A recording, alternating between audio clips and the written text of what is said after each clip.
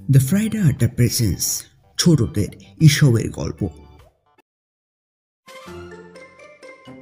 এক হরিণ, এক চোখ তার কানা, সমুদ্র তীরে ঘাস খেতে এসেছে সে। বিপদ যদি আসে তো ডানার দিক থেকেই আসবে মনে করে তার ভালো চোখটা সে রেখেছে ডানার দিকে, যাতে কোনো শিকারি আসতে দেখলে পালিয়ে যেতে পারে।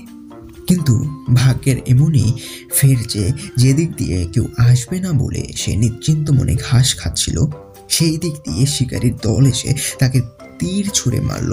মরবার সময় সে আফসোস করে বলল, হায়, বিপদ এলে ডান দিক দিয়ে আসবে মনে করে চেয়েছিলাম আমি সেই দিকে, কিন্তু যে দিক থেকে কোনো বিপদ আসবে না বলে আমি স্বপ্নেও ভাবিনি, অথচ মারা পড়লাম আমি সেই সমুদ্রের দিক থেকে ছোড়া তীরে।